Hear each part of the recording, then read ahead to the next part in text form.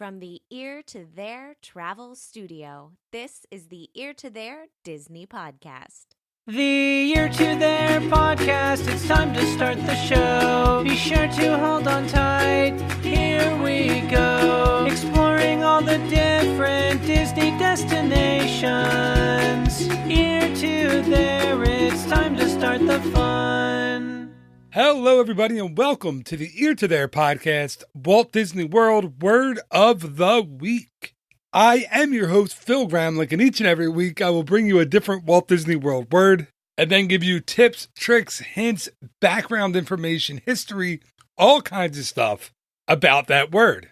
Yep, it's your Disney fix in 15 minutes or less. And like I say every week, 15 minutes is kind of a rounded number. Sometimes I'm less, sometimes I'm way over 15 minutes, but you get what I'm trying to do here. And before I get into the word of the week for this week, I wanted to bring you the What About Bob portion of the show. That's where I have Disney legend and Imagineer Bob Gurr come on to each episode, and he answers your questions right here on the show. If you have a question for Bob, you can call the voice line at 267-551-1971. Or you can always email it to me at phil@eartotheretravel.com. Now, if you don't know who Bob Gurr is, Bob created things like both monorails in Disneyland and Walt Disney World, the Doom Buggies, which are the vehicles from the Haunted Mansion, the Autopia vehicles, the Speedway vehicles. Did I mention the Matterhorn? The Matterhorn, not only the vehicles for the Matterhorn, but the track as well. They say if it has wheels and it's in Disneyland or Walt Disney World, Bob Gurr built it. And each and every week, Bob stops by and answers one of your questions. So it's pretty cool. Of course, the What About Bob segment is brought to you by the Waltland Bus Tour. This is a monthly tour that is narrated and hosted by Bob Gurr himself. The bus goes to all kinds of locations in Hollywood and Glendale and in Burbank. And Bob shows you all the important sites and stops in the history of the Disney company, but more importantly, in the history of the life of Walt Disney. So if you'd like to go on that tour, you can buy tickets at waltland.com. And the one thing I know that Bob really enjoys about his segments on the show is his theme song. So without further ado, it's What About Bob? It's What About Bob? Bob Gurr, the legend, creator of the Matterhorn, the monorails and the Haunted Mansion. What about Bob, the Disney legend? One question that I wanted to ask you, so this isn't from a listener, this is from me. A while back, I did a podcast episode about C.V. Wood and his story with the Disney company. Did you work with him as well? And what did you think of him, from a personal standpoint? No, I didn't work with him. I interfaced with him like everybody else did because he was pretty much in charge of the original build and operations of Disneyland, along with a whole bunch of other guys like Admiral Joe Fowler in charge of construction, Bill Evans for all the landscaping stuff, Roger Broggie for all of the mechanical equipment of every kind. C.V. Woods was brought in. He had some experience as a promoter and an entrepreneur, and he knew some people in the amusement park trade. There was quite a few guys that came from Texas out of the what we would call the carnival trade, and we called them carnies. That was the correct name. So C.V. was sort of acting like a head super boss carny, but he was an entrepreneur at heart, and I know he irritated Walt to no end, but Walt was keeping him there long enough to get the park started, and then got mad at him and asked him to leave. And of course, the guy went off to do this Freedom Land or whatever it was. It was failed because CV thought he learned everything from Walt and he could go do his own park. Well, it didn't work that way. The guy was always funny. He was, he was a typical loudmouth Texan. I kind of got a kick out of him. And then in 1961, we were having a kind of a reunion at the Disneyland Hotel Convention Center. And we had a lot of people that had long since retired. No, it was 91. Yeah, 1991. had long since retired, and there was a whole bunch of people. Don Tatum, former board of directors, and we still had a lot of Imagineers. And I looked over at one of the tables, and there's CV over there. And I thought, oh, that guy's funny. I'm going to go talk to him. So I went over there, and he introduced me to his new wife, kind of a cute blonde. Guys like that, they go through women so that the women are always young, know. Trophy wives, And I said, CV, did you ever tell your wife about what you guys did the night before you opened Disneyland when you had the booze party in the house you were going to wreck the next day? And he started laughing. He says, oh, my God. He said, I totally forgot about that party. So he entered, and then he grabbed his wife and says, honey, I got to tell you a story. Oh, she'd never heard it, and it was a fun evening chatting with him. But he was a promoter type guy. But what they did was, everybody's worn out, full of stress, trying to get Walt's Park open, and we had a house on Harbor Street that we just never got around to tearing it down. But we were busy with everything else. We got to take it out, and somehow those Texan carnies, they went over to that house. It was a 2-story house, partly broken up, and they went in there with all this Jack Daniels stuff, and they had a big, outrageous party, which Walt didn't know about until the next day. He was not happy. Oh, wow. Even to the point some of the guys were upstairs, and the guys downstairs were smashed the steps so you couldn't get back down out of the second floor.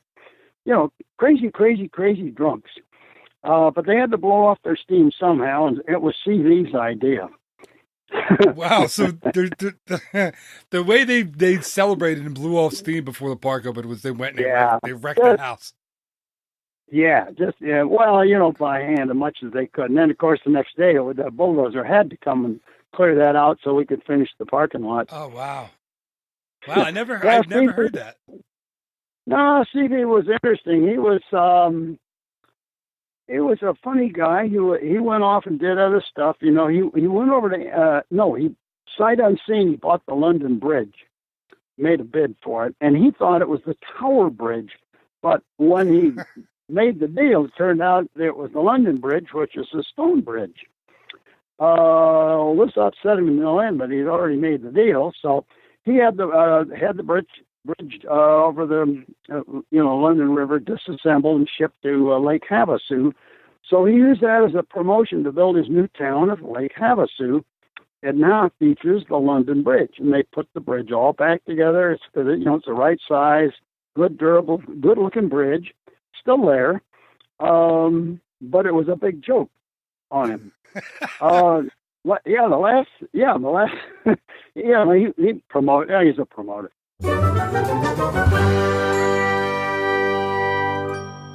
Thank you again to Bob for answering another question on the show. That one was one of mine. And it's not because I've run out of listener questions, because I certainly have not. I really wanted to know what Bob thought about C.V. Wood. I did a podcast episode a while back about him and wondered why he was erased basically from all the Disney history books. So it was cool to talk to Bob about him and about his relationship kind of with Walt. I had some more stories from Bob that I can't use on the podcast, but it was very, very interesting to hear from him. So thank you again to Bob for answering another question. And again, if you want your question answered by Bob, you can call the voice line at 267-551-1971. Okay, on to this week's Walt Disney World Word of the Week. And this week's Word of the Week is brought to you by the letter V. V for VIP tours. I recently had a friend of mine pony up the cash to go on a VIP tour. Of course, I can't afford it on my salary, so he and I sat down afterward and we talked all about the VIP tour guide experience in Walt Disney World. Now, before I go too far into exactly what it is and what is offered and what you get to do, let me first tell you the price and tell you the minimum number of hours that you have to book a tour guide for. So for your VIP tour guide, now, if you haven't seen these folks in the parks, they can easily be identified by their plaid vests and by the fact that they are walking smaller groups around the theme parks. My family and I play a little game, and I'm sure the VIP tour guides love it, and I'm sure the guests love it as well. But we try to be kind of, reserved about it, but we try to figure out if there is a celebrity among that tour guide's group. Normally there's not. It's just someone who can afford a tour guide. But once in a while, you'll see a celebrity in there, so that's kind of fun. As a matter of fact, when my family and I were out at Disneyland for the D23 Expo in July, we saw celebrities like the cast of The Descendants, Jodie Benson, John Lasseter, Zachary Levi, Mandy Moore, all kinds of folks, celebrity folks, that is, being led around by their VIP tour guides. So if you'd like to book a VIP tour guide for your day in Walt Disney World, here's what you have to know. It is a minimum of 7 hours to book them. So you can't book them for an hour to get in the Fast Pass line of Avatar Flight of Passage or Navi River Journey or anything like that. That is actually a very popular thing that's being asked in Walt Disney World these days. Guests are trying to book 1 or 2 hours with a tour guide to ride one of the top attractions. Well, Disney won't let that happen. So it's a minimum of 7 hours, a maximum of 10 hours, a maximum of 10 guests per one tour guide. So if you have a party that's more than 10 guests, you're going to need a second tour guide, which you'll have to pay the same amount of money for. So I didn't get to the cash and how much it costs. So let me get to that. So depending on the season, and I don't mean winter, fall, summer, or spring, I mean value season, regular season, and then peak season. So depending on when you go, the prices will run $425 to $600 per hour. So the VIP tour guide is not an inexpensive experience for sure. Also, please note or please remember that your park admission is not included in that price. So you will need separate park admission that day. So whether it's a base ticket or a park hopper ticket, you will need your own park admission on top of that price for the VIP tour guide. So it adds a little more expense to that day. So you're saying to yourself right now, all right, Phil, what am I paying for then? What am I getting with a VIP tour guide? Well, let me tell you, I'm so happy you asked because I have that information right here. So one of the big perks to the VIP tour guide is the transportation. They provide all the transportation for you. You don't have to worry about it. So they will pick you up from your resort or from your hotel anywhere in the reasonable Orlando area. And they will, they'll pick you up at your agreed upon time. They will take you wherever you want to go. And you will have that transportation available to you for the length of that day. So whether you booked 7 hours or you booked 10 hours, you'll have that private van or SUV transportation. That's a big deal. Okay. So you only have to go through baggage check once. So you go through, the security line one time, and then you're all set for the rest of the day. So you're not waiting for any monorails or any buses or any boats or anything like that. And obviously the VIP tour guide has access to all the backstage roads, and you go backstage with him or with her when going from park to park or from land to land, which is another big perk because you don't have to fight the crowds. So even if you're going from, say, Norway in Epcot to America in Epcot, which isn't that far of a walk, you'll go backstage and the tour guide will drive you and your party in the SUV from land to land or place to place. And even though it's not a very far walk, it saves you all that time of fighting through the crowds and all of that. So the transportation, huge bonus. You get between the parks very, very quickly. You get between the attractions very, very quickly. So that's all a big bonus and a big plus. Now, one question I get a lot from guests or prospective guests or friends is, okay, if I book this VIP tour guide, do I get front of the line access to every attraction? And the answer to that one is no, you do not. What you do get is Fast Pass line access to every attraction that has Fast Pass. So if you want to ride Space Mountain, instead of waiting in line or being quote unquote backdoored on the attraction, you can walk right into the Fast Pass line, even though you don't have Fast Passes at that time. That's the big bonus for in the parks for the VIP tour guide. So you're able to bang out a lot of attractions very, very quickly because you're technically only waiting in the Fast Pass line. Now, this doesn't help at all for attractions that don't offer Fast Pass. So say this past week over Christmas, Swiss Family Treehouse was a 15-minute wait. If you're with your VIP tour guide, there's no Fast Pass there. You're not getting in there in any faster than 15 minutes. Same thing with like character meet and greets and things like that. You're not going to be able to get to the front of the line unless it's something like Princess Fairy Tale Hall or Meet Mickey at the Town Square Theater. Those have Fast Pass lines in them, so you could access those. Make sense? Okay, hopefully that makes sense.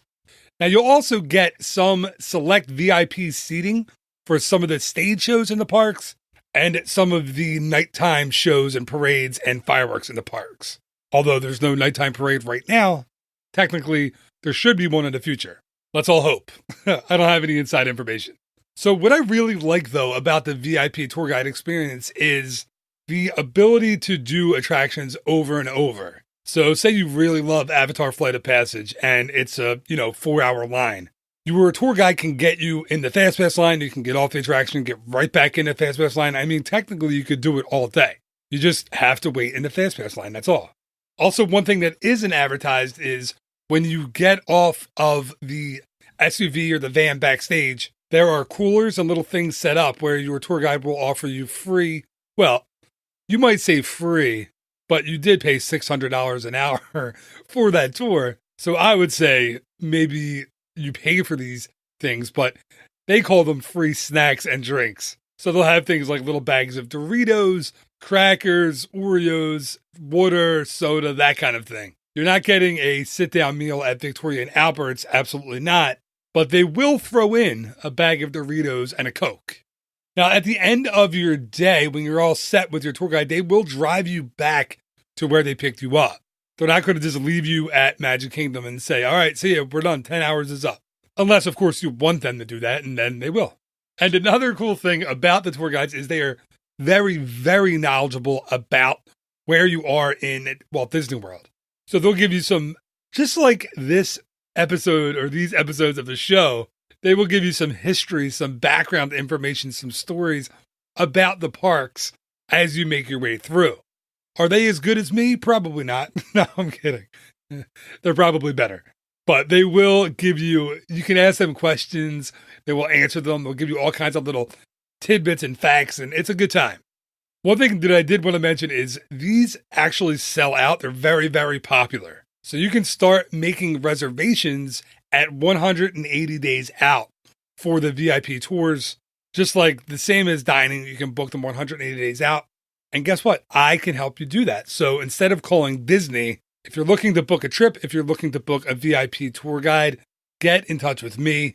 Of course, my phone number is, everything's on my website, eartotheretravel.com, or you can email me at phil@eartotheretravel.com.